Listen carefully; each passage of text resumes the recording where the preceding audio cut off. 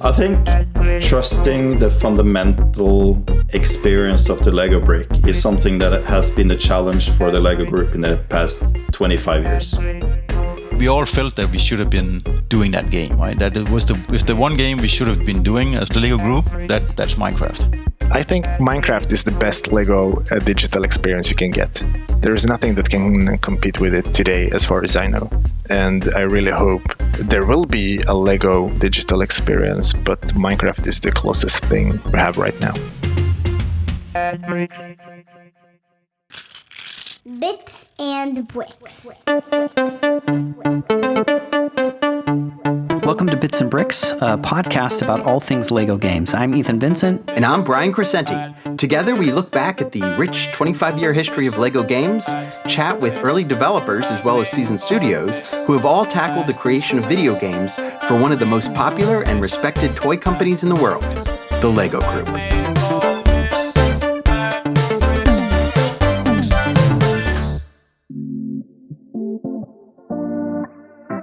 Hi, and welcome to our episode of Bits and Bricks. To set the stage a bit and maybe help tease some deeper meaning into one of the game design project code names you'll hear several times in the journey we're about to embark on, well, I decided to begin with this little cult classic clip from 2004. My name is Rex, and if you study with my 8-week program, you will learn a system of self-defense that I developed over 2 seasons of fighting in the Octagon. It's called Rex Kwon Do! That was, of course, the iconic Rex character from the film Napoleon Dynamite. And as you might recall, Rex was the local dojo owner in Preston who is out to teach small-town Idaho how to defend, with the strength of a grizzly, the reflexes of a puma, and the wisdom of man. Bow to your sensei! Okay. His martial arts studio is called Rex Kwon Do. And yeah, it's one of the code names for a special project we'll be talking about today. And one last thing before we jump into the episode, maybe an important disclaimer. Neither Brian and I are LEGO employees. We were both commissioned by the LEGO Group to examine and document the history of LEGO games, spanning over the last 25 years. And almost smack in the middle of the LEGO Group's rich history timeline in games, we find today's story. So enjoy.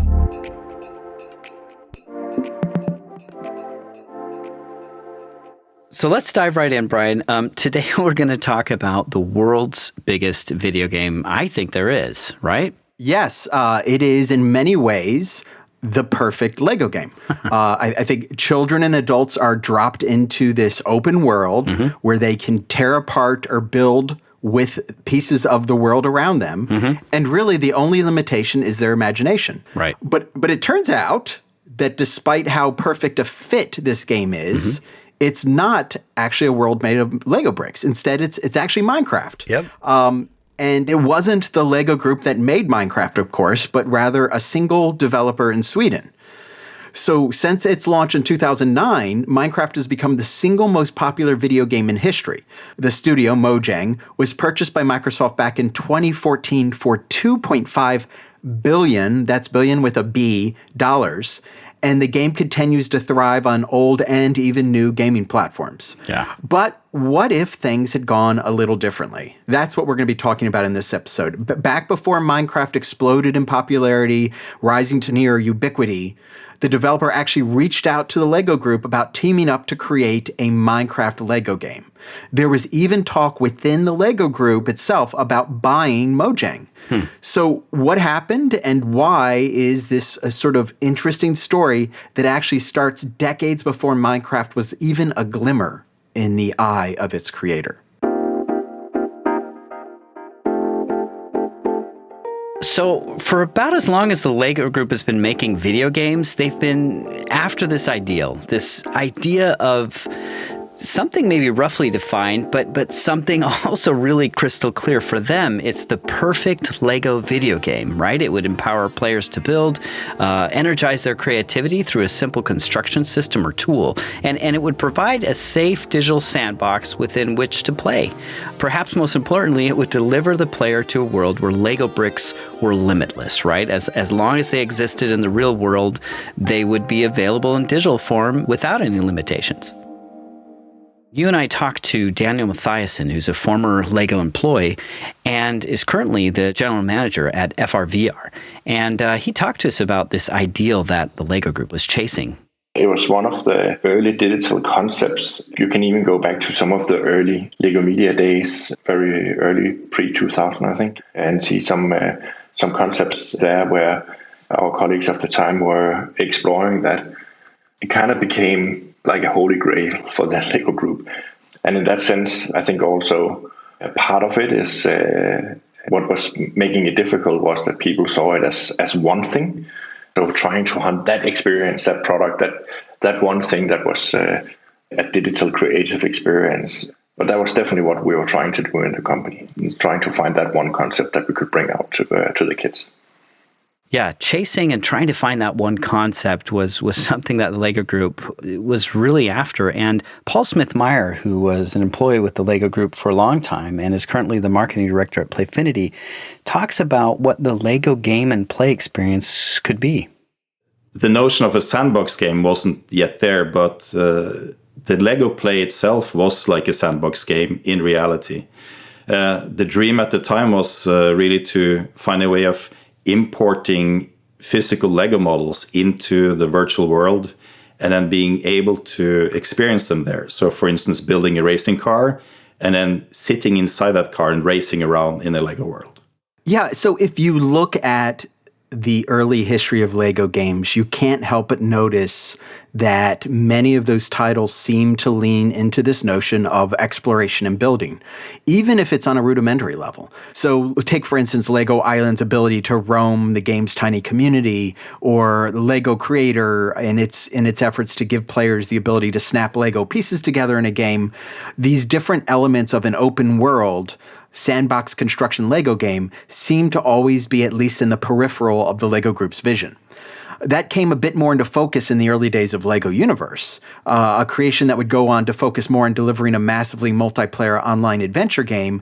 Some of its early roots actually explored the idea of creating a vast digital world rife for exploration and LEGO brick building. And during sort of the tail end of that development before it launched, there was this addition of the ability to kind of create your own little island and then use it to do a lot of building and construction and sharing. We had been working on the LEGO Universe, and earlier on in LEGO Universe, there was a direction which we called Happy Flower. This is Paul Smith-Meyer again. Which was really to provide the tools of making the game to the players themselves. So it was a sandbox experience. But the direction at the time was moved towards something more like World of Warcraft, which was at the time the big game. So it's only later that we realized, at least I saw, that there was something called Minecraft out there. So Paul Smith-Meyer here, obviously talking about LEGO Universe, which was announced as a branded MMO LEGO game in June of 2007. And as we talk about in an upcoming episode, the team at NetDevil proceeded to prototype and develop the game for years internally. And what Paul's talking about here, Happy Flower, is actually the IDE game editor platform that was used for the adult fans of LEGO community to build and create with digital bricks for LEGO Universe. And then obviously, like Paul mentioned, LEGO Universe was kind of shifted during the game development and pushed into a more MMO story-driven direction. But, you know, while all this was going on, meanwhile, a little-known Swedish developer began crafting a pet project in his spare time using Java. And when it first hit in May 2009, Minecraft didn't receive a lot of attention, but obviously that would change very, very quickly. So by 2009, LEGO Universe had been in development for nearly 2 years and was well down the path towards delivering an action-based online game. And when Minecraft hit and developers started to take notice, it grabbed the attention of more than a few inside the LEGO Group. So the initial thought I had when I saw Minecraft for the first time was, this is the LEGO experience in an online world. Paul Smith-Meyer again. This is really the endless possibilities you have with when you have infinite bricks and you can do whatever you want and build whatever you want. That is Minecraft. So the initial reaction to seeing Minecraft was really, this is something that we were working on. This could have been the LEGO experience. And so it was kind of a little bit mad, actually. When you say that, you're referring to the work you were doing at LEGO Universe? Yeah, referring to LEGO Universe and that development, that we didn't trust ourselves enough to make a sandbox game. We didn't believe that was cool enough. So we wanted to go more the battle route, the more storyline route. So we didn't actually trust the LEGO DNA enough to launch that experience. And then seeing that Mojang launched the experience was, it was kind of looking back at ourselves and saying, we should have done this. Someone who was also at the front lines in developing LEGO Universe was Danny Bergman. He's currently with LEGO Games, and he also talked about his reaction to Minecraft. Yeah, it was in 2009, I believe, where the first versions came out from Notch, right? And I think we noticed it right off the bat because, of course, it got a lot of attention in the gaming space too, from this being this. I guess also the first real survival game in the space, and then also, so I think we noticed it at that point, of course, but then also as the years go by, and we get into 10 and 11, and we see that kids really, takes this in and really likes the freedom of and the simple building of that system that he's created in Minecraft. I think that's where we really started noticing it. So while Minecraft continued to thrive, with Marcus Notch Persson releasing an alpha and then a beta in 2010, LEGO Universe didn't launch until the tail end of 2010. Its timing, which was complicated with the lingering death of MMOs at the time, a drop in an interest in subscription games, and this push towards digital releases and away from physical copies, all helped to contribute to an ultimate closure of the game in 2012. It's back to the point about the Holy Grail. This is Daniel Mathiasen speaking. People wanted LEGO Universe to have a chance and not be disturbed by anything else. And at the time, we started to see that it would be very hard to get LEGO Universe to a commercial success. And Minecraft was really early days.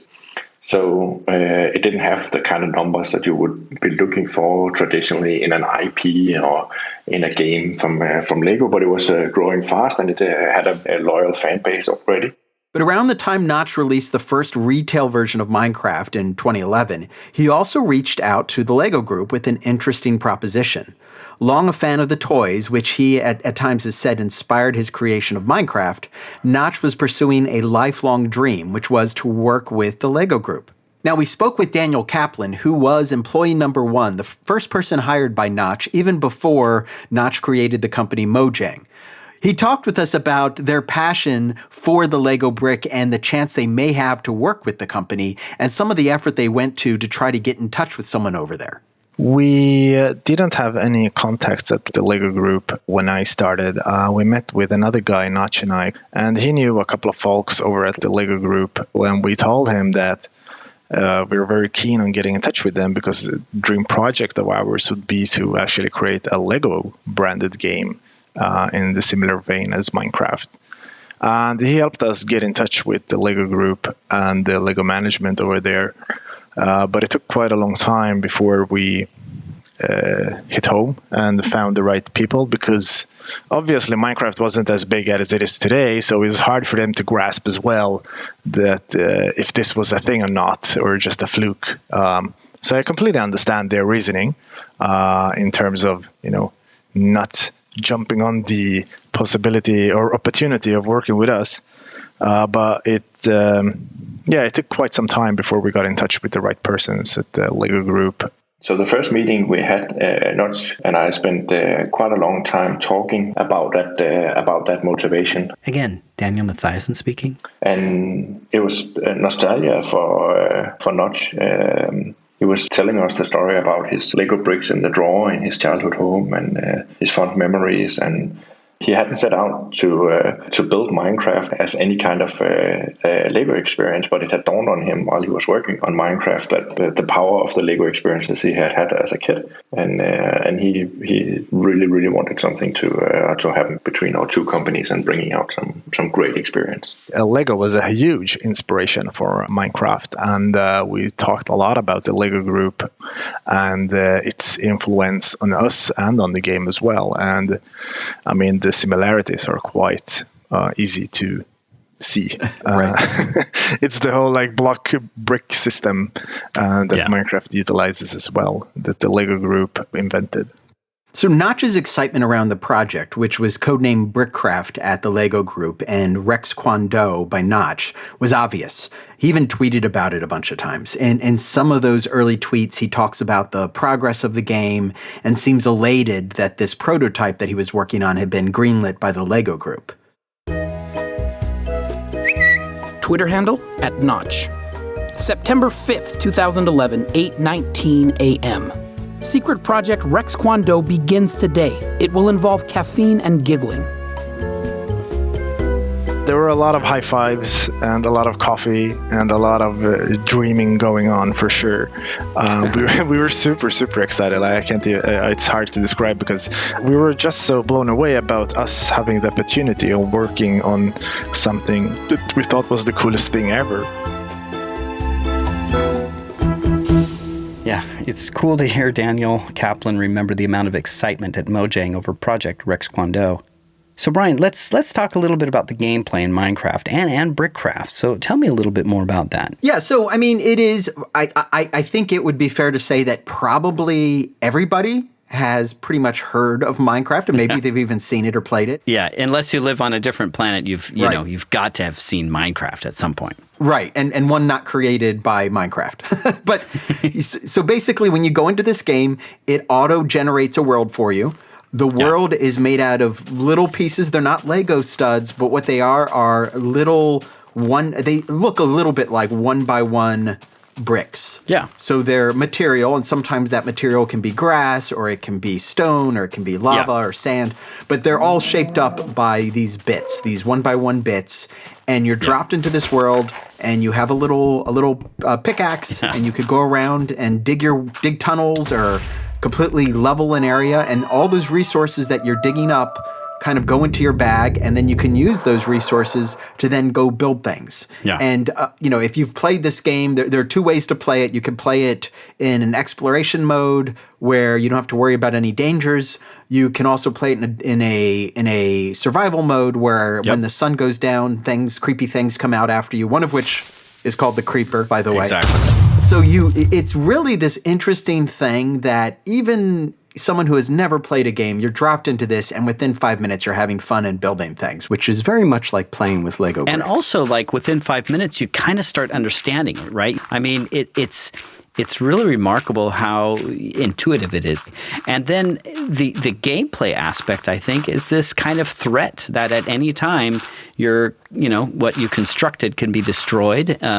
You can be attacked by spiders, zombies, creepers, whatever, And so it really has these great strategy elements as well in this almost like sandbox experience, I would say. Right. And what's interesting, those two modes that you have, one does feel, even though it's very loosely sort of modeled after a storyline, it does feel a little bit more like you have end goals. The other one feels like somebody just gave you a bucket of Lego bricks and said, maybe that bucket of Lego bricks is already snapped onto a platformer into a big shape, but they basically said, here's a bunch of Lego bricks, take them apart and build something. Of course, it wasn't Lego bricks, and that was sort of the thing. Notch acknowledged that Lego bricks had a huge influence on him in designing this game. It wasn't a Lego game. And so when they started talking together and came up with this idea of Brickcraft, the early concept was essentially to take the Minecraft design and gameplay loop and then add the Lego brick aesthetic to it. Yeah. And one of the key shifts was moving away from that 1x1 bit design. So where Minecraft, if you were to convert that completely over to Lego bricks, Minecraft would be just those 1x1 bricks. And what the LEGO Group and what Mojang wanted was something that included all of this sort of eclectic, diverse mix of LEGO bricks that you could build with, which makes the game obviously a lot more complex, but it provides you with more resources and variety of shapes, essentially all the stuff found in LEGO bricks. We talked a little bit with Daniel Kaplan about some of that work on the prototype and what Notch did to try and recreate that feeling. I mean, that was the prototype. Like, just let's start with very, very few pieces and see if it works. Because we knew that LEGO was or is way more complex in terms of placement of the units of bricks, and that was something we found that was very elegant with Minecraft, was that it was only like 1x1 bricks in comparison to the LEGO Group's quite complex and vast library of bricks. And Marcus actually built the first prototype completely by himself with various LEGO bricks as a template for the game, and he managed to create a prototype that generated terrain with the various LEGO bricks and FPS control camera where you could run around and place bricks in various places and have various options of how to place the bricks. Now, when you showed this to the LEGO Group, what was their response? Did they want to pursue this? Yeah, and that prototype got greenlit at the LEGO Group. So what we started to do then was actually to hire people for that project.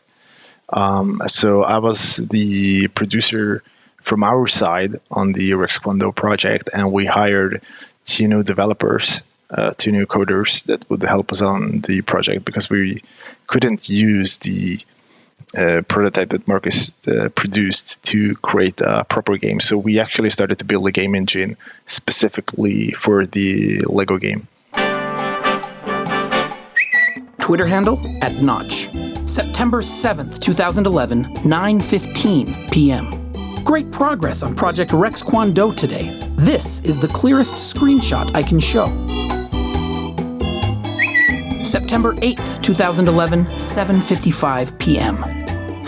Project Rex Kwon Do isn't fun to play at the moment. Analyzing why is challenging and interesting. November 29th, 2011, 6:05 p.m. Rex Kwon Do is probably going to start in 2 to 3 weeks.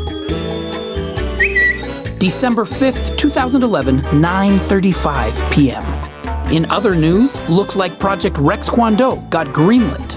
4 big grin emojis.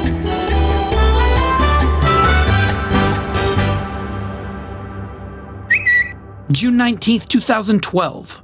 Remember Project Rex Kwon Do? We canceled it to focus on Minecraft, Scrolls, and eventually 10 to the C that we own 100% ourselves instead. Yeah, so there you have it. All of those kind of cleverly read tweets between September 7th, 2011 and June 2012. And then that final kind of abrupt tweet in there, June 19th, stating that the Rex Kwon Do project was over, finished, canceled.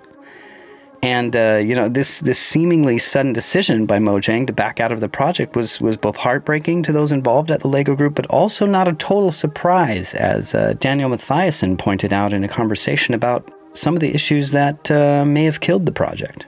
It became a legal mess on our side of the table. It was back to big corporations and small companies not being able to work together. So our legal team emphasized a lot of things that were, in the grand scheme of things, wouldn't matter. Like looking back and seeing the epic nature of what Minecraft has become and driving force in kids' culture in itself, like listing out the hurdles that the LEGO Group put up for this would be ridiculous. Like strategically, they would not matter at all. And it's one of the things that I'm when looking back at my leadership impact and could I have done anything different? Should I have pushed through? Should I have insisted more in driving it through? But it was like little details that messed it up. And in the end, understandably, Mojang just said, we can't waste our time of this. The opportunity cost of sitting and discussing these things, we will never get to what is important, which is making great experiences for the kids. Yeah, we had noticed that it was a lot of management, a lot of middlemen at the LEGO Group, and it was hard to understand what was okay to do and was not okay to do. This is Daniel Kaplan again, giving us his version of why he felt the LEGO deal fell apart. I think the main issue was that who was actually designing the game. We always thought that we were the designers and the product owners of the game. And the LEGO Group, I guess they thought they were the designers and product owners of the game. So I guess it was a bit miscommunication in terms of who was running the project, because at one point we felt more like consultants rather than the ones running the project. And we thought we had like creative freedom in whatever we wanted to do with the LEGO franchise. But it was apparently, and still, I guess, a lot of rules on what you can do and not do with the bricks that we had no knowledge of before signing the contract. And that was something that unfolded while working with the LEGO team. It was just that our teams were so different, and we were a very tiny company, and the LEGO Group had a lot of people just to manage this project that we were working on, and we felt that it was the wrong way of making games, in our opinion. And I think that was the core thing that made it really hard for us to continue working on the project, because we felt that we could not meet their demands and create the product they wanted, and because it didn't match with what we wanted to do.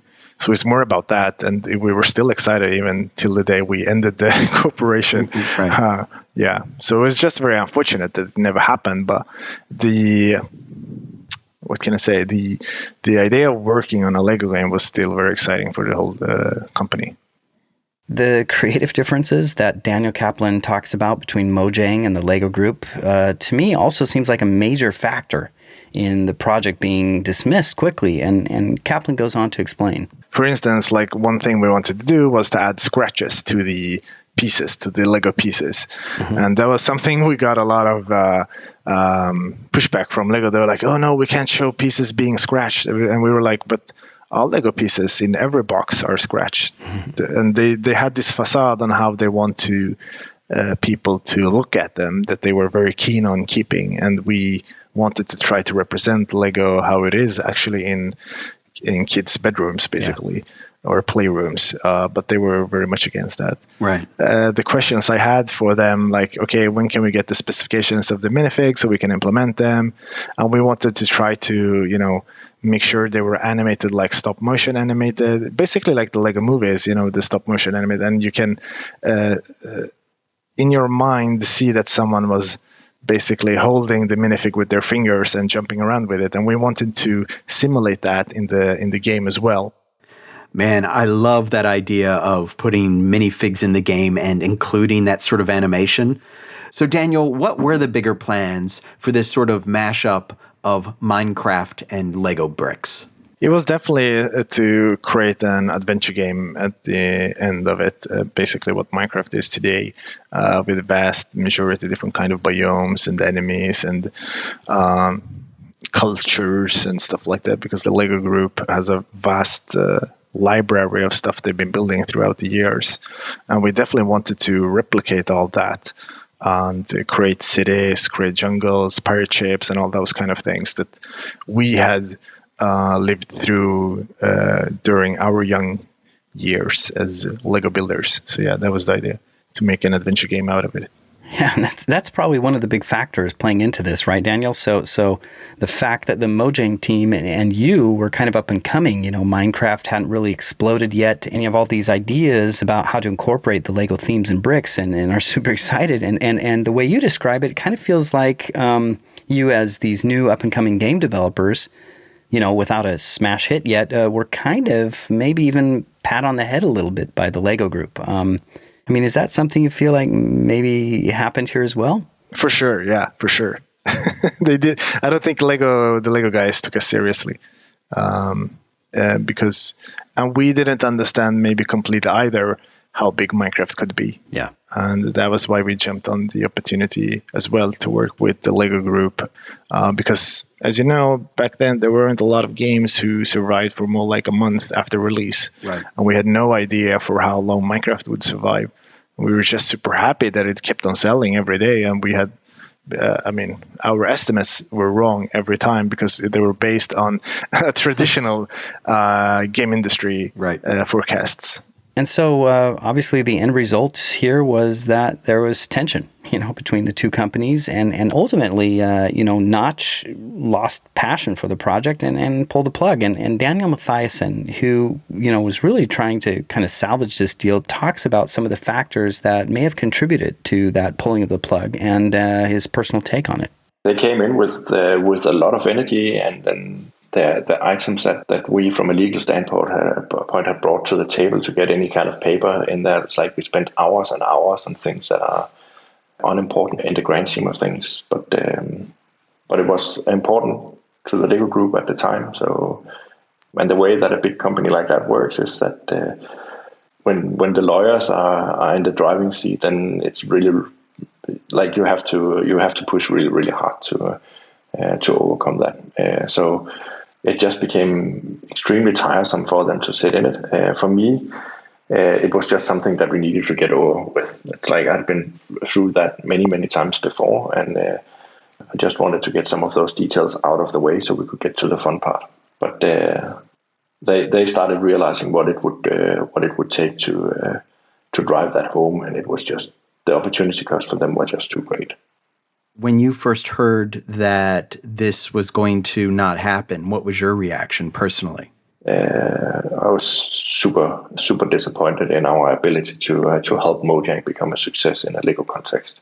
This was a very long time ago. I don't remember all the details. This is Daniel Kaplan speaking again. But it was in our office, and I think, Notch just said, well, we'll end this project now. At the end of the day, I think Marcus just got fed up with all the various rules that did not sync with his view and our view of how we want to make games. It was just a very different ways of, looking at things. Were you aware, or was it a shock because Notch was the one who made the decision? Like, how aware were you that you were that close to walking away from the deal? I was not aware, no. It was more about Notch deciding it, as far as I remember. I mean, I had talked with him about the various issues we had already, and that probably fueled him to make the decision. Right. But I was not aware that it would be canceled at that time. Do you recall the reaction when the decision was made by the LEGO folks? I do not. I think, if I remember correctly, they got quite shocked, and that we, took a decision that bluntly, and for them, I guess it was just the way for them working and explaining how their brand works and what is okay to do and what's not okay to do.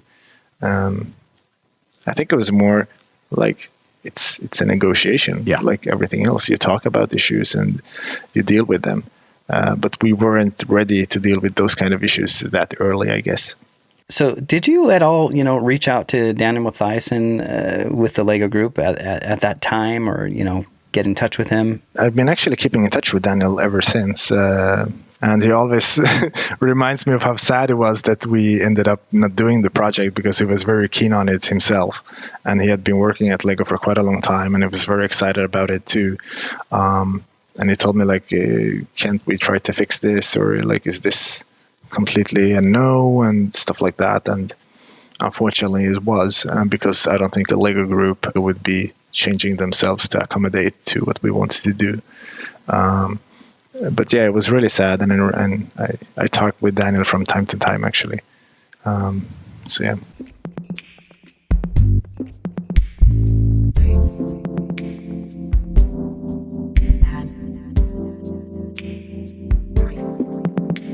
Once that deal fell apart, a core group of people at the LEGO Group went back to the leadership with a new idea: buy Mojang. Well, the idea was, of course, if you can't beat them, join them. This is Ronnie Scherer, Senior Director at LEGO Games Asia Pacific, talking. We didn't have anything that resembled it at the time, and it was growing in popularity. And so if there was a time to potentially either invest in or acquire Mojang, it had to be around then.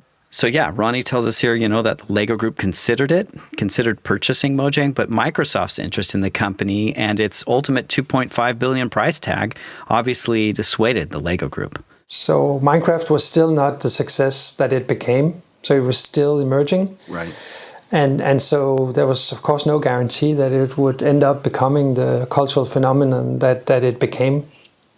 I didn't, and others didn't do a good enough job of conveying the potential significance and opportunity that would come along with an acquisition like that. We're not a company that has a big history of acquisitions, especially not successful ones. I mean, you are very familiar with the acquisition of Zowie Entertainment back in the late 90s. Right. That was shut down pretty quickly. LEGO Universe, that was shut down really quickly. Yeah.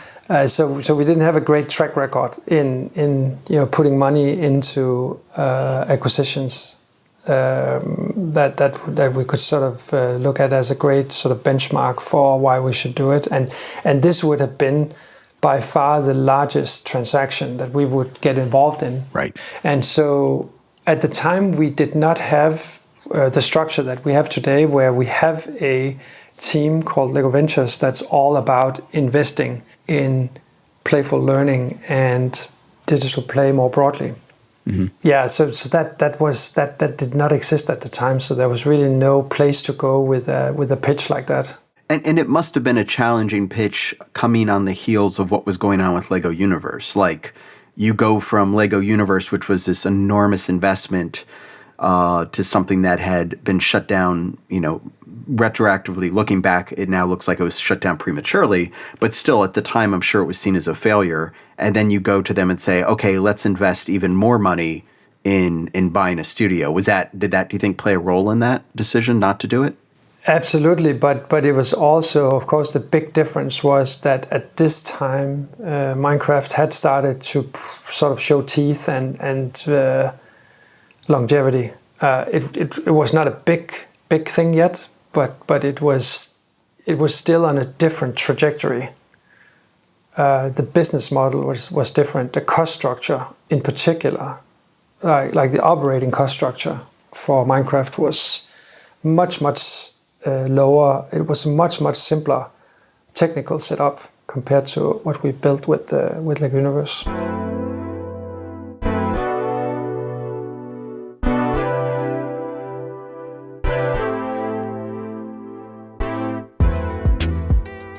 So months after Mojang walked away from the LEGO Group deal and the company decided not to acquire the Minecraft developer, the LEGO Group was approached again by another interesting collaborator, by Microsoft, for Project Spark. Tell me a little bit about that, Brian. So Project Spark is an interesting thing, an interesting blip in the history of Microsoft and game development. Yeah. This was a game that was being created by a group called Team Dakota, and it was initially released as a beta to the public. And the idea was a little bit like what you found with Little Big Planet for PlayStation and with Dreams for the PlayStation.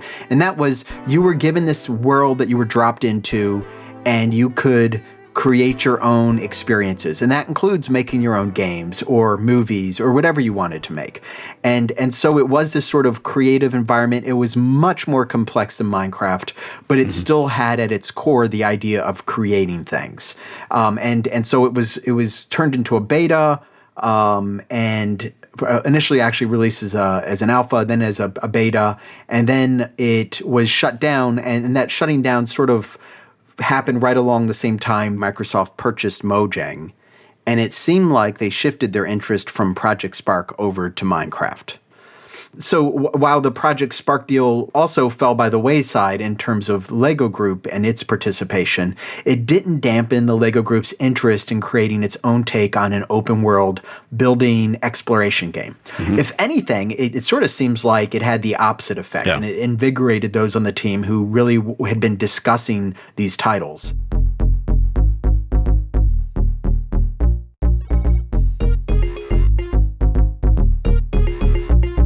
Few projects seemed to kick off right around that time. First, the LEGO Group went to developer Funcom and were working with them on a prototype that would have delivered a sort of digital shoebox experience. So essentially, players were given this ability to craft inside a small world of Lego bricks made inside this fish tank-like cube.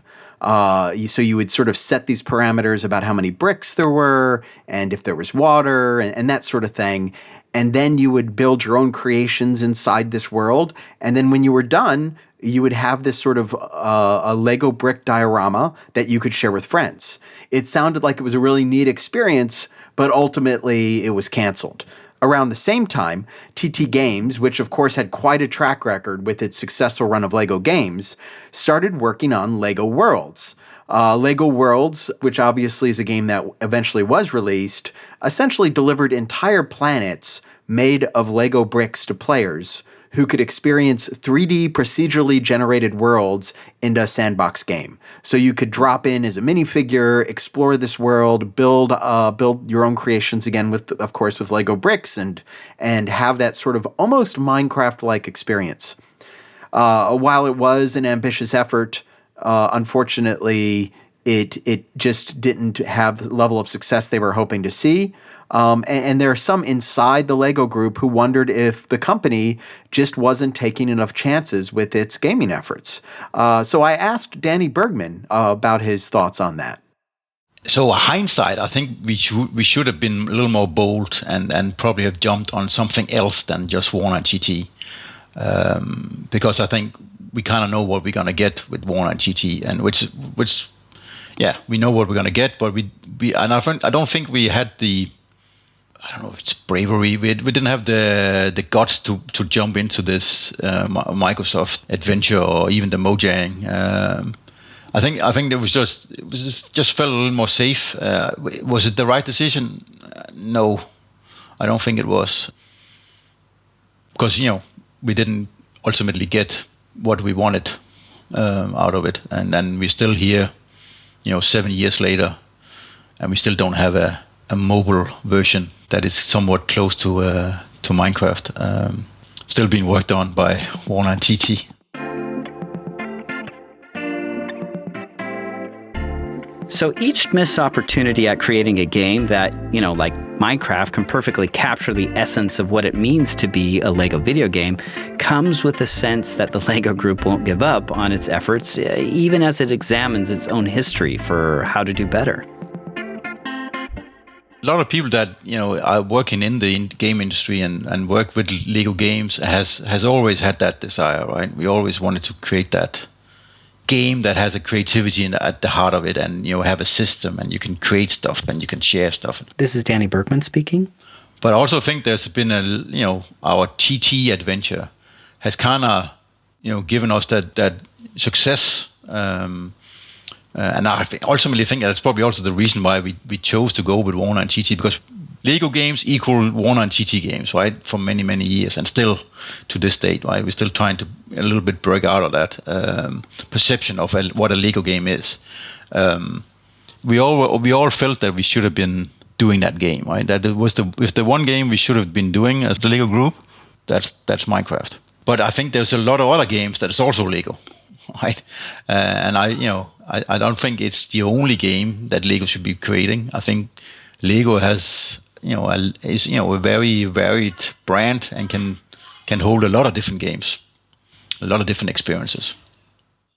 I think trusting the fundamental experience of the LEGO brick is something that has been a challenge for the LEGO Group in the past 25 years. Here's Paul Smith-Meyer again speaking.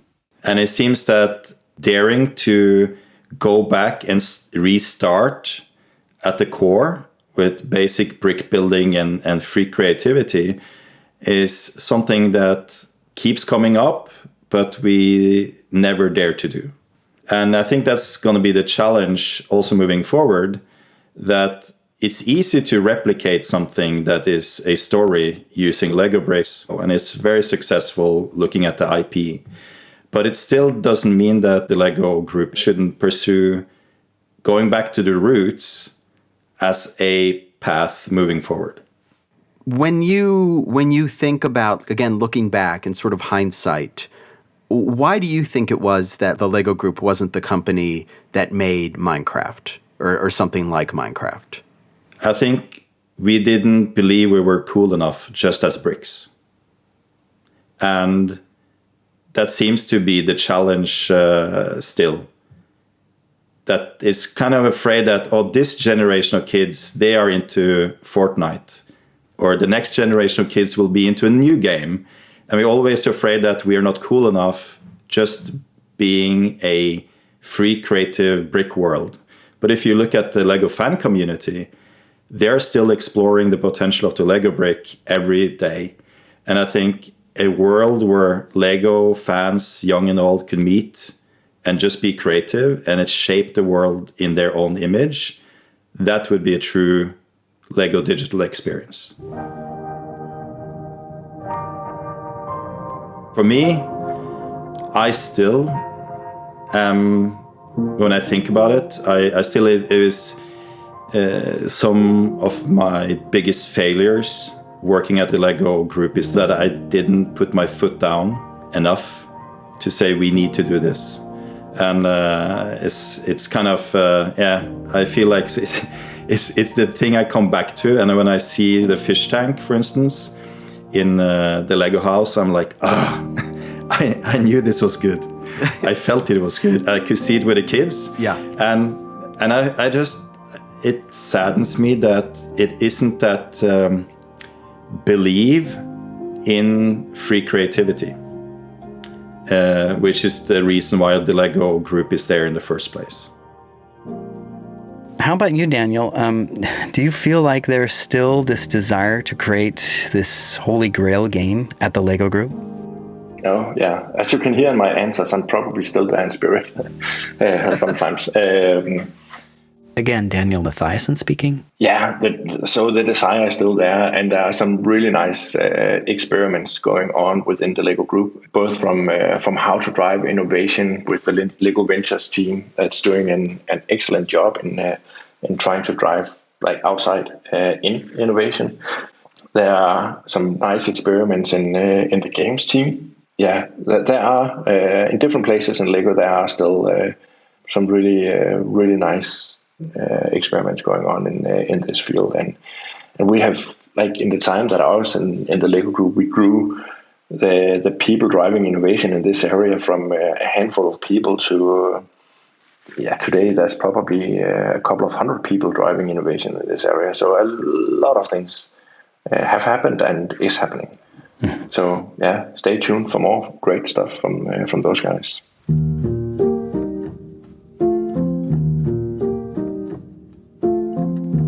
Yeah, it's fascinating to kind of go through this process of finding out where things could have diverged from the launch of Minecraft and its ongoing success to sort of this Project Spark idea. But I think it's also important to remember how invested the people are making those decisions. Danny Bergman talks a little bit about the fact that this wasn't just sort of something that had to be processed on an intellectual level, but something that really did affect them and impact them emotionally, because they were so invested in this idea of not only working with Mojang, but even before that, creating this game that so perfectly reflects the ideals of LEGO gaming. We're still trying to break out of the, game seen as marketing or game seen as a licensed business mindset that we have, right? We still haven't really embraced that it's a craft, it's a thing that we need to invest in, and I think that's ultimately, that's the reason, right? Is that we haven't actually invested in it. We're still trying to get other people to create it for us. From an outsider's perspective, and this could obviously not be accurate, but it seems to me that the single most impactful creation that wasn't made by the LEGO Group has been Minecraft in terms of how it's viewed by people inside the LEGO Group. Do you think that's fair to say? Is there sort of, has the creation of Minecraft or something like it been sort of the single thread that kind of runs the course of LEGO games history? Yes, I think so. we started way before Minecraft, right? So I think there's already the desire to do something creative. We just didn't nail it. Minecraft nailed it, and then it, Notch didn't really make it for kids, but kids really had got drawn to it, right? And that's why we also make Lego Minecraft products today, right? Because it has an appeal to kids, which is also kind of weird, right? We're making Lego Minecraft, and it's kind of a circle thing, but that's what we do, right? We can do.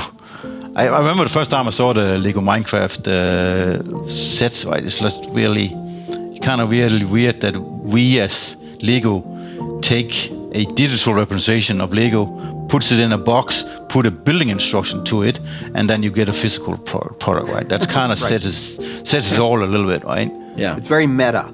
It's very meta, and it's also very... It's like a little bit of the defeat to a certain extent, right? You can feel it, right? It's like, come on, really? There must have been some sort of emotional reaction as word of Minecraft and its success spread through LEGO games. Like, I'm assuming at some point people must have felt, I don't know, a gut punch or something when they saw that someone else had done this.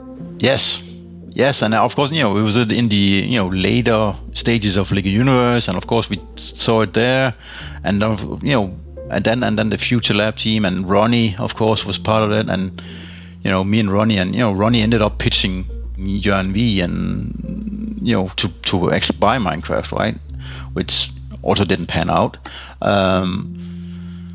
I think we are definitely hungry for a hit, right? We're definitely hungry for making, something that really stands out and really get noticed in the company. We've been talking about that for many years, right? We want to, Universe wasn't it. Some of the other stuff wasn't it.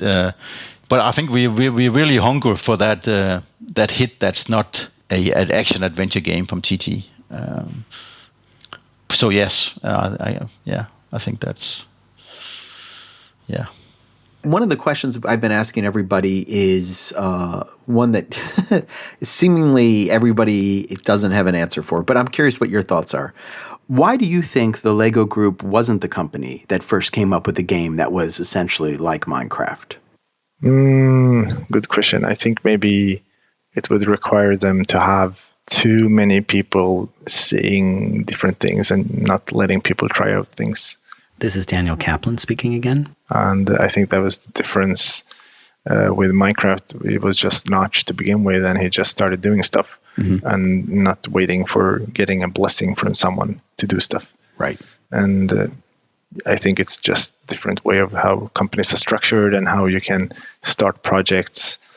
And I think like even Daniel Mathiesen would need a lot of help to even get the Lego project we were working on to get it approved and get his time to work on it.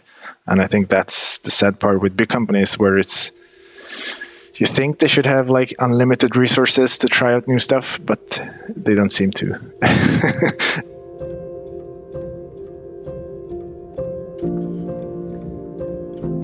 I think Minecraft is the best Lego digital experience you can get. Definitely. There is nothing that can compete with it today, as far as I know. And I really hope there will be a Lego digital experience, but Minecraft is the closest thing we have right now. Wow. I love that. Time and time again, Brian, I hear that. I hear, people at the LEGO Group, LEGO employees, internal and external game developers, they're all saying, the game that LEGO games should have really made is Minecraft. And that's just kind of this familiar, circular discussion that continues. And it's really kind of understanding, I think, first of all, the significance of Minecraft as a sandbox play experience where it really is about building and creating. And, secondly, the fact that kids everywhere are playing it incessantly. It's a true cultural phenomena. And when I think about, my first reaction to Minecraft, I had a similar reaction like some of the employees in the LEGO Group. I was in the throes of filming the behind the scenes of LEGO Universe. And I was really entrenched in looking at this, polished world and understanding the makings of it and just the challenge it was to get it to the finish line, and just to finally be able to do what it wanted to do, to be an MMO game where you can build, create, and do all kinds of things while following a storyline of sorts. And when Minecraft came along and I saw this kind of, 8-bit rendering, these kind of choppy one-block worlds, my first impression was, oh my gosh, this, looks retro, and what is this? But boy, man, did that ever take off. And I'm really inspired by what the culture accepted and how the culture ran with it. And matter of fact, if you look at, the King's Landing recreation in Minecraft, that was built by, like 100 skilled builders, and you zoom out to this bird's eye view from above, you can't tell the difference. It looks like these buildings are made from traditional Lego bricks. And I find that fascinating. And this idea that LEGO Games has always been chasing this holy grail, this idea they're after, to create the ultimate game that would engage kids everywhere to do just that, to build and create. And this ambition of LEGO Games, it's not dead. It's continuing. And it's something that we're going to be talking about extensively in our podcast series. This reoccurring theme of this dream of bringing the physical into the digital and having fun and playing with it. And so for me, this is kind of the ultimate story of how close the LEGO Group came to having that thing, that game.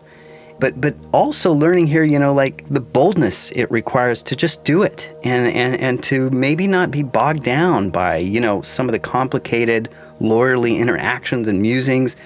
And even the super ambitious task of trying to get every single Lego brick into the gameplay experience. So, a certain boldness and vision will be required for Lego Games to move forward. But overall, I'm just completely in love with this story and this idea of how close and what a near miss this was. Mm-hmm. But also very positive about the future of Lego Games and where they're headed now, based maybe on some of the lessons they've learned here. Yeah, it is really fascinating. I remember when we first sort of unearthed this and talking to people, that my first reaction was sort of, I was stunned. And I think my second reaction was I was sad because I really wish this had happened. I was lucky enough to play around with the prototype, and even in its prototype form, it was a really fun experience. But there's a lot there. Minecraft, in its own right, has become this massive thing. It has its own conventions. It has an educational aspect. It's used in all of these different ways, in much the same way that I think the Lego Brick and the Lego Group is viewed.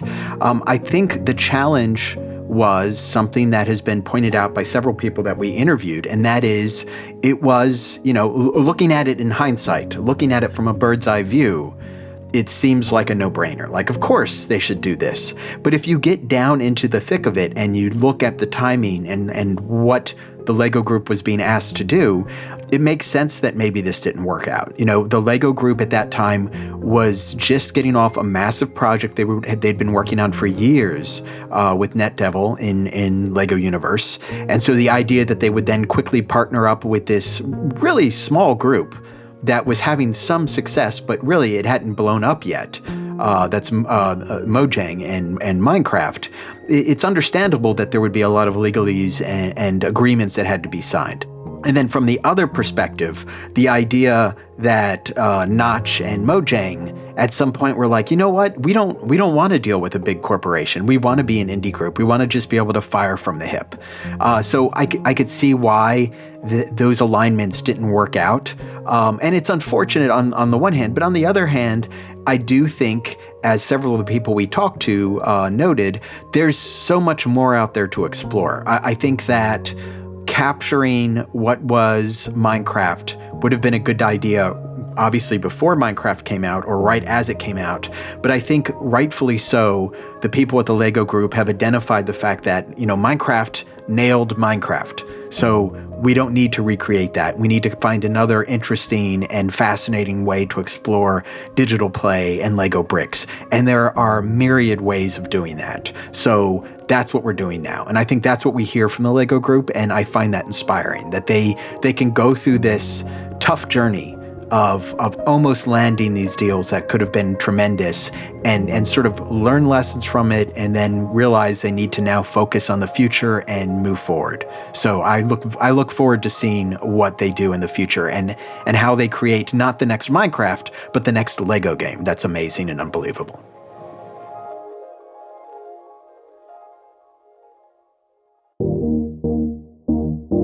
Bits and Bricks is made possible by LEGO Games. Our producer is Ronnie Scher. Your hosts are Ethan Vincent and Brian Crecente. Episode producing and editing by Ethan Vincent. Writing by Brian Crecente. Original music, sound design, and mixing by Peter Premer. Additional music provided by Henrik Lindstrand from the award-winning game LEGO Builder's Journey, which you can play on Apple Arcade today.